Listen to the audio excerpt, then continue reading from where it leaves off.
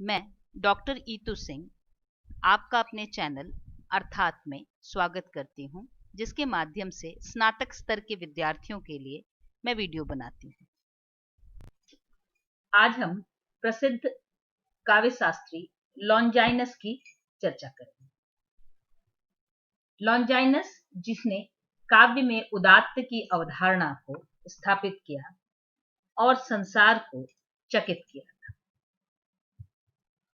लॉन्जाइनस का समय अपने आप में एक दुविधा और वाद विवाद का विषय रहा है। कुछ लोग उसका जन्म प्रथम शताब्दी में और कुछ तृतीय शताब्दी में स्वीकार करते हैं। यूनान के साहित्य चिंतकों की परंपरा में लॉन्जाइनस का गौरवपूर्ण स्थान है और उसके इस गौरव का आधार उसकी एक छोटी सी पुस्तिका है, जिसका नाम ऑन द सबलाइम है अंग्रेजी में और ग्रीक भाषा में पेरिप्सुस। अनेक शताब्दियों तक यह पुस्तक अज्ञात रही एवं अप्रकाशित रही और इस पुस्तक के पता चलने के बाद ही हठात लॉन्जाइनस एक महत्वपूर्ण काव्यशास्त्री के रूप में उभरकर सामने।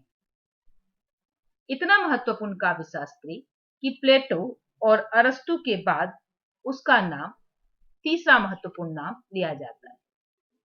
वे जन्म से यूनानी थे। इनकी एकमात्र प्राप्त रचना पेरिप्सुस है। इतालवी विद्वान रॉबर्तेलो ने 1554 ईस्वी में इस पुस्तक की प्राप्ति के बाद उसे इटालियन भाषा में अनुवादित किया था और बाद में इसका अंग्रेजी रूपांतर जॉन हॉल ने 1653 ईस्वी में of the height of eloquence नाम से, अर्थात जिसे हिंदी में हम वाग्मिता का प्रकर्ष कहेंगे, शीर्षक से प्रकाशित किया था।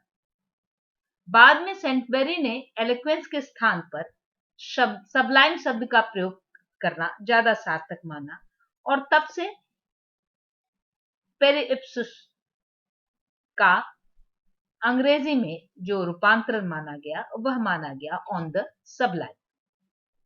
पेरिप्सुस मूलतः भाषण शास्त्र तथा रेटोरिक का ग्रंथ है। वर्तमान में भी जो यह कृति हमें प्राप्त हुई है वह अपूर्ण ही है, पूरी कृति प्राप्त नहीं हुई है, जिसमें छोटे छोटे 44 अध्याय या अनुच्छेद हैं और बहुत ही छोटी सी रचना है। यह समूचा ग्रंथ पोस्टुमिउस तेरेंतियुस नोस नामक किसी रोमन युवा मित्र या शिष्य को संबोधित करते हुए एक पत्र रूप में लिखी गई है। अर्थात यह रचना एक तरह से पत्राचार के रूप में लिखी गई है, जो अपने शिष्य या किसी मित्र को वह काव्य एवं साहित्य पे अपनी बातों को स्पष्ट करते हुए लिख रहे थे। और इस पुस्तक में उन्होंने उदात्त के स्वरूप पर विस्तार से विचार किया। आइए हम समझते हैं कि आखिर यह उदात्त या औदात्य होता क्या है, जिसकी बात कर रहे हैं लॉन्जाइनस। डेविड डचेस का कहना है कि लॉन्जाइनस का महत्व इस बात में है कि साहित्य के संबंध में जो प्रश्न प्लेटो या अरस्तु ने उठाए थे, उनसे सर्वथा भिन्न प्रश्न लॉन्जाइनस ने उठाए। अर्थात पहली बार पाश्चात्य काव्य शास्त्र के अंतर्गत एक बिल्कुल अलग विषय उदात्त की बात, सब्लिमेशन की बात लॉन्जाइनस कर रहे थे। यह उदात्त क्या है? वस्तुतः उदात्त जो है वह अभिव्यक्ति की उच्चता और उत्कृष्टता का नाम है। लॉन्जाइनस अपने ग्रंथ में तरह तरह से उदात्त की बात कहते हैं। उदात्तता से चारित्रिक या नैतिक गुण नहीं, बल्कि साहित्य का आंतरिक गुण भी है, यह वह स्थापित करते हैं, विशेषकर वाक कला या भाषण कला के अंतर्गत। उदात्त को परिभाषित करते हुए लॉन्जाइनस कहते हैं, उदात्त अभिव्यंजना का अनिर्वचनीय प्रकर्ष और वैशिष्ट्य है। यही वह साधन है जिसकी सहायता से महान कवियों एवं इतिहासकारों ने ख्याति और अविनश्वर कीर्ति अर्जित की है। अर्थात उदात्तता के कारण ही महान रचनाएं महान होती हैं और किसी के वक्तव्य या किसी की विशिष्टता हमारे सामने उपस्थित होती है। उदात्त का प्रभाव श्रोताओं के अनुनयन में नहीं बल्कि सम्मोहन में दृष्टिगोचर होता है। लॉन्जाइनस कहना ये चाहते हैं कि उदात्त का प्रभाव ऐसा होता है कि जिसमें तार्किकता और बौद्धिकता श्रोताओं को नहीं के भीतर नहीं प्रकर्ष को प्राप्त होती, बल्कि वह उस रचना के प्रभाव से ऐसे प्रभावित होता है कि वह उससे सम्मोहित हो जाता है। यानी रचना के भीतर यह गुण एक तरह से सम्मोहन का कार्य करती है, यानी तर्कातीत होती है। उदात्त सदा सबको पूर्णतः सम्मोहित करता है। अर्थात उदात्तता का गुण ऐसा गुण है कि इसके माध्यम से जो पाठक है, श्रोता है, वह हठात ही सम्मोहित हो जाता है। उदात्त आकस्मिक और अलौकिक होता है। कहने का तात्पर्य है कि श्रोता को पता भी नहीं चलता वक्ता के बाद से वह इस प्रकार अचानक प्रभावित हो जाता है और उसका अनुनयन भी करने लगता है। उदात्तता अपने आप में एक विशिष्ट गुण है, लेकिन वह सहज होते हुए भी नियम निरपेक्ष नहीं है। अर्थात उदात्तता की स्थापना करने या अपनी रचना में उदात्तता लाने के कुछ नियम भी हैं, जिसकी बात लॉन्जाइनस करता है। उदात्त की उत्पत्ति के लिए प्रतिभा के साथ ही ज्ञान या व्युत्पत्ति की भी आवश्यकता होती है। वह मानता है कि किसी भी रचना में उदात्तता के लिए कवि या रचनाकार के भीतर प्रतिभा का होना अत्यंत अनिवार्य है, किंतु साथ ही साथ व्युत्पत्ति का भी होना अनिवार्य है। अर्थात अभ्यास और ज्ञान, शिक्षा दीक्षा भी अनिवार्य है। तो हम देखते हैं कि उदात्त के आधार क्या है, अर्थात वे कौन से आधार हैं जिसके द्वारा किसी रचना में उदात्त की स्थापना हो सकती है। अर्थात कवि के भीतर या रचनाकार के भीतर या वक्ता के भीतर वे कौन से गुण हैं जिससे वह उदात्तता या औदात्य की सृष्टि कर पाता है। प्रश्न उठता है कि उदात्त का मूल आधार जन्मजात प्रतिभा है अथवा उसका प्रस्फुटन शिक्षा दीक्षा से होता है। वह सहज है अथवा अभ्यास निर्भर। अगर वह सहज है तब तो वह प्रतिभा का हिस्सा है, लेकिन अभ्यास निर्भर है तो वह व्युत्पत्ति की बात है। आगे लॉन्जाइनस औदात्य के आधार की चर्चा करते हुए इस प्रश्न का उत्तर देते हुए मध्यम मार्ग का अनुसरण करते हैं और कहते हैं कि उदात्तता या औदात्य न तो सर्वथा प्रतिभा सापेक्ष है और न ही पूर्णतः अभ्यास सापेक्ष। अर्थात कहीं न कहीं वह दोनों के सम्मिश्रण की बात करते हैं। वे औदात्य की मूल प्रेरक शक्ति प्रतिभा को मानते हुए भी यह स्वीकार करते हैं कि नियमों के ज्ञान और अभ्यास भी आवश्यक हैं। अर्थात एक तरफ प्रतिभा भी आवश्यक है और दूसरी तरफ अभ्यास की भी जरूरत है। अर्थात किसी बड़े रचनाकार की रचना तभी महान होती है जब उसके भीतर जन्मजात प्रतिभा भी हो और साथ ही साथ उस प्रतिभा को प्रस्फुटित करने के लिए अभ्यास, शिक्षा दीक्षा और वातावरण भी उसे प्राप्त। वह मानता है कि उदात्त की सृष्टा का व्यक्तित्व भी उदात्त ही होना चाहिए। ये बहुत महत्वपूर्ण बात है जो लॉन्जाइनस ने अपनी रचना में स्थापित की है। वो कहता है कि महानता सिर्फ इससे स्थापित नहीं होती कि आपने किसी महान रचना को रच दिया। वह कहता है कि जब तक आपके भीतर महान गुण नहीं होंगे, आपके भीतर उदात्तता नहीं होगी, तब तक रचना में उदात्तता आ ही नहीं सकती। वो कह रहा है औदात्य आत्मा की महानता का प्रतिबिंब है। सच्चा औदात्य केवल उन्हीं में प्राप्त होता है जिनकी चेतना उदात्त एवं विकासोन्मुख है, जिनका सारा जीवन तुच्छ एवं संकीर्ण विचारों के अनुसरण में व्यतीत होता है। वे संभवतः कभी भी मानवता के लिए स्थायी महत्व की रचना प्रस्तुत करने में सफल नहीं होते। यह सर्वथा स्वाभाविक है कि जिनके मस्तिष्क उदात्त धारणाओं से परिपूर्ण हैं, उन्हीं की वाणी में उदात्त शब्द झंकृत होते हैं। संक्षेप में हम कहें तो वो कहते हैं sublimity is so to say the image of greatness of soul, यानी कवि या रचनाकार का स्वयं महान होना जरूरी है, तभी वह महान रचना कर सकता है। इस प्रकार औदात्य का संबंध केवल प्रतिभा, केवल अध्ययन और केवल भाषाभ्यास से नहीं, अपितु व्यक्ति के समूचे व्यक्तित्व से है। पहली बार व्यक्तित्व को इतना अधिक महत्व दिया जा रहा था क्योंकि इससे पूर्व प्लेटो और अरस्तु ने कवि व्यक्तित्व को उतना महत्व का नहीं माना था, बल्कि बाकी चीजों को लेकर ज्यादा चर्चा की गई थी, उसको अनुकरण करता ही माना गया था। आगे हम उदात्त के विषय में चर्चा करेंगे कि उदात्त के स्रोत कौन कौन से हैं, वे कौन से स्रोत हैं जिनके माध्यम से कोई रचना उदात्त होने या उदात्त हो सकती है। लॉन्जाइनस ने 5 स्रोत स्वीकार किए हैं उदात्तता के, और ये माना है कि ये 5 तत्व होंगे तभी कोई रचना उदात्त अथवा महान होगी। पहला है महान और पुष्ट विचारों के धारण की क्षमता, या हम इसको कहें तो कह सकते हैं उदात्त विचार, यानी विचारों में उदात्तता होना सबसे पहले आवश्यक है। दूसरा, प्रबल भावावेग की प्रेरणा। तीसरा, अलंकारों की समुचित योजना। चौथा, अभिजात पद रचना अथवा भाषा। और पांचवा, गरिमा और उत्कर्ष का समग्र प्रभाव या सबका समन्वित प्रभाव। इस प्रकार इन 5 तत्वों का होना आवश्यक मानते हैं वो किसी भी रचना की महानता या उसके उस प्रभाव उत्पन्न करने की शक्ति जिसे हम उदात्त या उदात्तता कहते हैं। आइए हम आगे प्रत्येक स्रोत की जांच करेंगे और ये देखेंगे कि वो किस प्रकार लॉन्जाइनस उसकी स्थापना या उसकी चर्चा करते हैं। महान और पुष्ट विचारों के धारण की क्षमता या रचना में उदात्त भाव का होना विचार का होना अत्यंत आवश्यक है। महान और पुष्ट विचारों के धारण की क्षमता को लॉन्जाइनस सर्वोपरि महत्व देता है।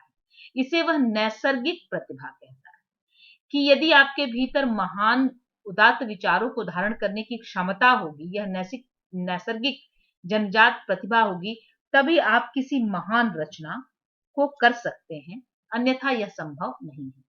विचार की महत्ता तब तक संभव नहीं है जब तक वक्ता या लेखक की आत्मा भी महान न हो, कारण कि औदात्य महान आत्मा की प्रतिध्वनि है, जिसकी चर्चा हमने पहले कर ली थी।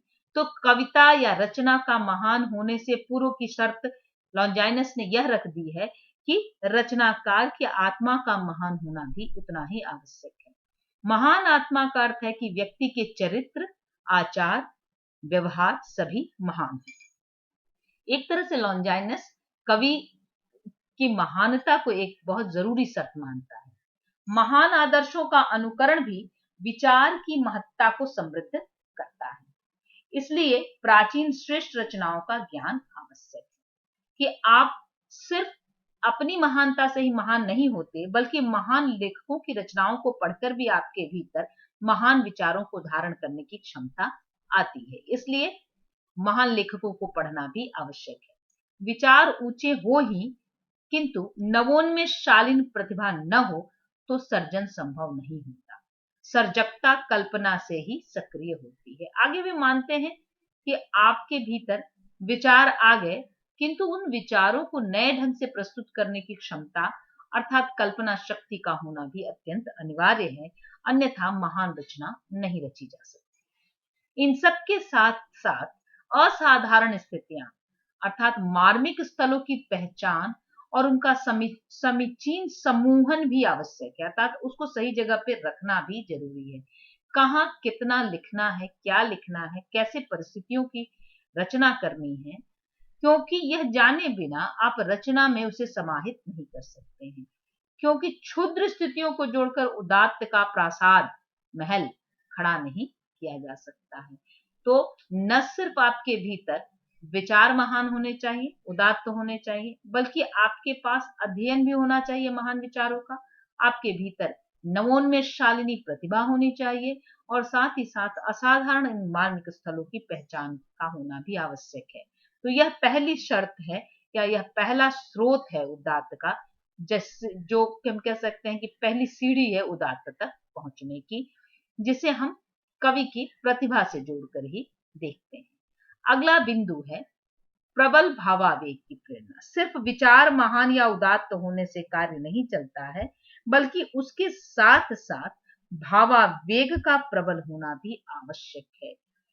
तो इसे भावों की उदात्तता भी हम कह सकते हैं। लॉन्जाइनस उदात्त के लिए भाव की तीव्रता या प्रबलता को आवश्यक मानते हैं। भाव की तीव्रता के कारण ही वे होमर के इलियड और ओडिसी को ओडिसी से श्रेष्ठ मानते हैं। कहते हैं कोई रचना दूसरी रचना से महान किस प्रकार होगी, इसकी कसौटी है कि आप उसके भाव की तीव्रता या प्रबलता को देख लीजिए। आगे वे कहते हैं कि महान विचारों के समान भव्य भावों का संबंध भी महान आत्माओं से है। तो वो हर जगह यह बात कहते हैं कि अगर महान विचार आपके भीतर हैं और महान भाव है, तो निसंदेह आपकी आत्मा भी महान ही होगी। भाव की भव्यता में भाव की सत्यता भी अंतर्भूत है। अर्थात जैसे ही आप भव्य भाव की कल्पना करते हैं, तो वो झूठे भाव नहीं होने चाहिए, बल्कि उसके भीतर सच्चाई होनी चाहिए, ताकि उसको आप सही सही अभिव्यक्त कर सके। लॉन्जाइनस भाव के अतिरेक से बचने की राय देते हैं, जिससे भाव अविश्वसनीय न हो जाए। अतः आवश्यक है कि भाव की मात्रा संतुलित हो। भावावेग को लॉन्जाइनस आवश्यक मानते हैं, लेकिन एग्जेगरेशन को या अतिशयता को या अविश्वसनीयता को वो जरूरी नहीं मानते हैं। उनका मानना है कि भावों का संतुलित प्रयोग या भावों को संतुलित रूप से अपनी रचना में स्थान देना भी सफल लेखक या सफल कवि का कार्य है। उसका उचित प्रयोग उचित स्थल पर होना ही चाहिए। लॉन्जाइनस उदात्त को क्षुद्र भाव से मुक्त रखने के आग्रही है, अर्थात जो महान भाव है वही उसमें आने चाहिए। करुणा भव आदि भय आदि उनकी दृष्टि में क्षुद्र भाव हैं, इनसे उदात्त की उत्पत्ति नहीं हो सकती है। यहां उनका अरस्तु से विरोध है, क्योंकि अरस्तु ने ट्रेजेडी को महान माना है, उदात्त माना है, या हम कह सकते हैं वो ट्रेजेडी को श्रेष्ठ रचना मानते हैं, विरेचन के लिए आवश्यक मानते हैं। जबकि लॉन्जाइनस का यह मानना है कि नहीं, करुणा और भय इत्यादि क्षुद्र भाव हैं, इनकी तुलना में अन्य भाव जो है वो प्रेम है, वीरता है इत्यादि ज्यादा महत्वपूर्ण है उनकी दृष्टि में। तो यह है प्रबल भावावेग की प्रेरणा। अगला बिंदु या अगला स्रोत है अलंकारों की समुचित योजना। अब तक जिन दो बिंदुओं की हमने चर्चा की, वह काव्य का भीतरी या कह सकते हैं कवि के व्यक्तित्व का हिस्सा था, विचार और भाव। अब यह कवि के या कविता के बाहर की कला पक्ष की बात हम कह सकते हैं है, जो तीसरा है महत्वपूर्ण हिस्सा, अलंकारों की समुचित योजना। उदात्त के जो कलात्मक साधन अपेक्षित है, उनमें अलंकारों का प्रमुख स्थान है। विचार और भाव के बाद तीसरे स्थान पर लॉन्जाइनस ने अलंकार को ही रखा है। साध्य उदात्त है, पहुंचना कहाँ है, लक्ष्य क्या है, उदात्त, लेकिन उदात्त तक पहुंचने का जो साधन है वह अलंकार है। इसलिए अलंकार उसके प्रभाव को तीव्र बनाने का साधन मात्र है। अलंकार आवश्यक तो है, लेकिन अलंकारों की अतिशयता का भी वो विरोध करता है। लॉन्जाइनस का अलंकार निरूपण मुख्यतः भाषण कला की दृष्टि से है, जिसमें अलंकारों की सहायता से आनंद, विस्मय, औत्सुक्य आदि को जगाते हुए श्रोता की सहमति प्राप्त करने का प्रयास किया जाता है। अर्थात जब कोई भाषण देने वाला भाषण देता है, वो तो उसके भाषण के भीतर जो अलंकार आते हैं, इससे वह अपनी बात को दूसरों तक पहुंचाने में सफल होता है, उन्हें प्रभावित एवं सम्मोहित करने में सफल होता है। अलंकारों के अतिशय प्रयोग से बचना चाहिए। उदात्त के लिए अलंकार अपेक्षित तो हैं, पर स्वाभाविक तथा मर्यादित रूप में ही। तो उदात्तता के लिए अलंकारों का प्रयोग आवश्यक है, किंतु उतना ही जितना कि उस रचना को उदात्त बनाए। अतिशयता उसे उदात्तता से दूर हटाती है। ध्वनि प्रतिष्ठापक आचार्य आनंदवर्धन के अलंकार विषयक मंतव्य लॉन्जाइनस से बहुत मिलते हैं। तो भारतीय काव्य शास्त्र के आनंदवर्धन के विचारों को जब हम लॉन्जाइनस से जोड़कर देखते हैं, तो उनके विचारों में समानता दिखाई देती है। उदात्त के अगले स्रोत के रूप में अभिजात पद रचना, या हम जिसको भाषा कह सकते हैं, कि जिस तरह विचार महान होने चाहिए, जिस तरह भाव महान होने चाहिए, और अलंकारों की योजना होनी चाहिए। उसी तरह उत्कृष्ट भाषा भी बहुत जरूरी है। अभिजात पद रचना का होना भी आवश्यक है, जिससे कि रचना महान हो सके। औदात्य के लिए उपयुक्त और मनोहारी पद अपेक्षित है, क्योंकि ऐसे ही पद श्रोताओं को आकृष्ट और आह्लादित कर सकते हैं, और इन्हीं से शैली में गरिमा, रमणीयता, स्निग्धता, बलवत्ता, शक्ति या अन्य भी अपेक्षित गुण आते हैं। तो रचनाकार के लिए या वक्ता के लिए लॉन्जाइनस अच्छी भाषा, प्रभावशाली भाषा का प्रयोग आवश्यक मानते हैं। यानी भाषा अभ्यास बहुत जरूरी है किसी भी रचनाकार के लिए। उदात्त विचारों की अभिव्यक्ति साधारण शब्दावली से नहीं, गरिमामयी भाषा से ही संभव है। ये स्पष्ट मान्यता है लॉन्जाइनस की। समय, स्थिति और विषय की अभिव्यक्ति के अनुकूल शब्दों का प्रयोग ही उत्कृष्ट भाषा है। कैसे शब्द प्रयोग किए जाएंगे? समय को देखकर, स्थिति को देखकर और विषय के अनुरूप। लॉन्जाइनस द्वारा कथित भाषा की उत्कृष्टता का विचार भारतीय काव्यशास्त्र के रीति सिद्धांत के अत्यंत निकट है, परंतु वे शब्द चयन के प्रयोग के मूल में मनोवैज्ञानिक आधार की अनिवार्यता को मानते हैं।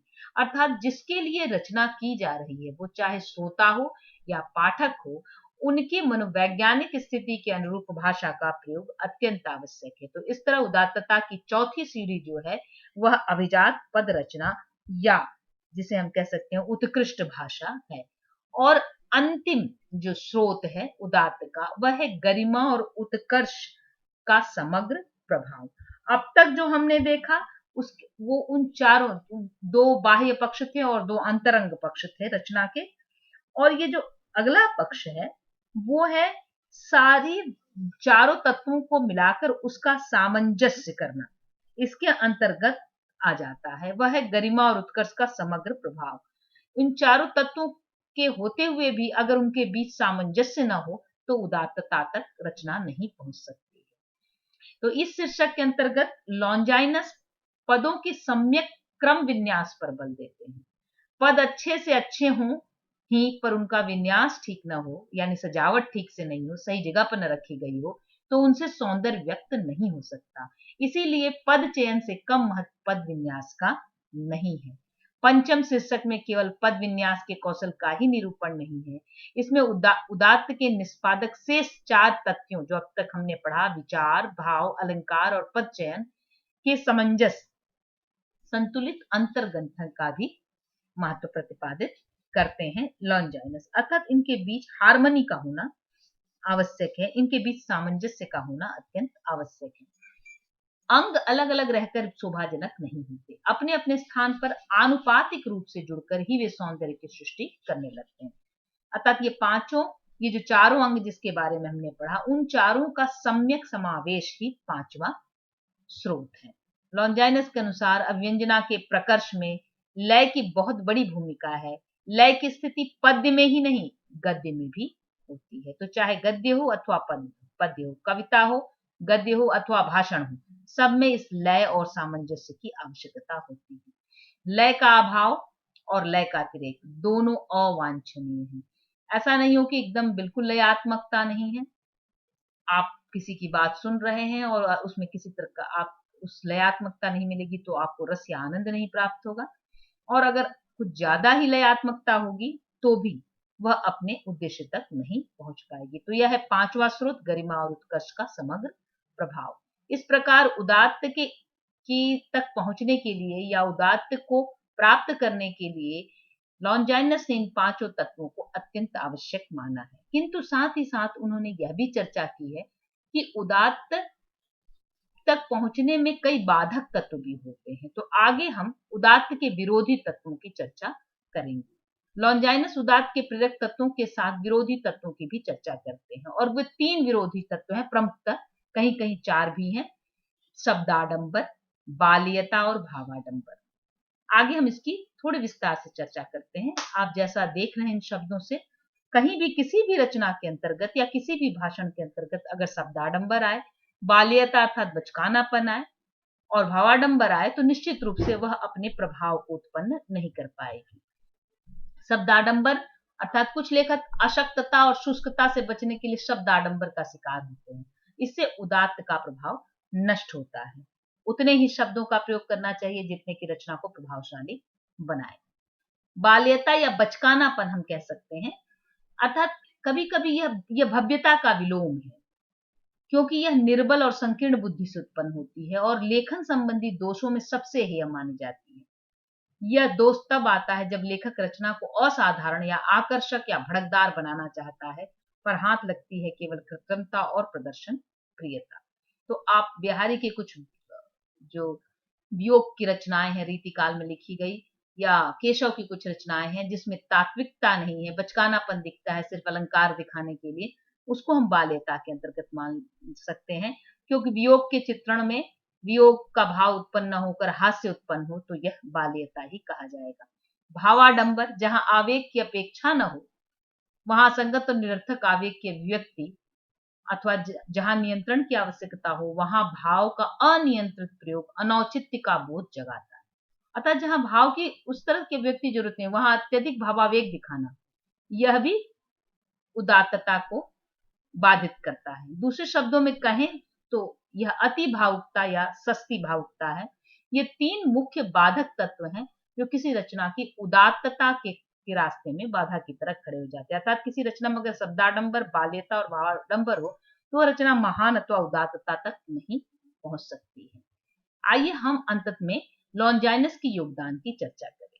जैसा कि पहले ही हमने कहा था, लॉन्जाइनस सिर्फ अपनी एक रचना के कारण ही काव्य शास्त्र के विश्व पटल पर एक जगमगाते हुए रत्न की तरह उभरा, और उसकी विचारधारा इतनी नवीन थी कि लोगों को चकित कर गई, और बिल्कुल आधुनिक युग में भी उसका महत्व ज्यों का त्यों बना हुआ है। ग्रीक साहित्य चिंतन परंपरा में लॉन्जाइनस पहले व्यक्ति हैं जिन्होंने काव्य वस्तु और काव्य गरिमा का संबंध कवि के व्यक्तित्व से स्थापित करते हुए उसे महत्व, कवि के व्यक्तित्व को महत्व प्रदान किया। जैसा कि हमने देखा था, वो मानते हैं कि किसी भी रचना की महानता का सीधा संबंध कवि के व्यक्तित्व की महानता से होता है। लॉन्जाइनस ने उदात्त के प्रभाव को सार्वभौम और सार्वकालिक माना है। उदात्त का लक्ष्य है मनुष्य का नैतिक उन्नयन। तो कविता का जो महान लक्ष्य होता है उसमें नैतिक उन्नयन को लॉन्जाइनस बहुत महत्वपूर्ण मानते हैं। उदात्त का संबंध आत्मा की महानता से मानते हैं। लॉन्जाइनस की सबसे बड़ी देन है दोष रहित भावावेगपूर्ण काव्य रचना की महत्ता को स्वीकार करना और कला और काव्य की अपूर्ण रूप को पूर्णता प्रदान करना। लॉन्जाइनस का दृष्टिकोण जितना गंभीर है उसका विवेचन विश्लेषण भी उतना ही सूक्ष्म और व्यापक है। बहुत ही विस्तार के साथ वो उदात्त की चर्चा करते हैं। यद्यपि उनकी रचना बहुत छोटी है लेकिन उसमें बहुत गंभीर बातों को सूक्ष्मता के साथ उन्होंने रखा है। लॉन्जाइनस का प्रभाव आगे चलकर ड्राइडन, एडिसन, पोप, वर्ड्सवर्थ जैसे आलोचकों पर पड़ा था, और स्वच्छंदतावाद में भी जो कवि व्यक्तित्व का महत्व है उस पर भी लॉन्जाइनस का प्रभाव देखा जा सकता है। स्कॉट जेम्स ने उन्हें पहला स्वच्छंदतावादी आलोचक माना है, और विमसार्ड ब्रुक्स लॉन्जाइनस को असाधारण भाषणवादी कहते हैं। इस प्रकार हम देखते हैं कि पाश्चात्य काव्य शास्त्र के अंतर्गत लॉन्जाइनस एक महत्वपूर्ण व्यक्तित्व के रूप में उभर कर आता है, और उसकी उदात्त की अवधारणा बहुत प्राचीन काल की होने के बावजूद भी आज भी उतने ही महत्व की है। धन्यवाद।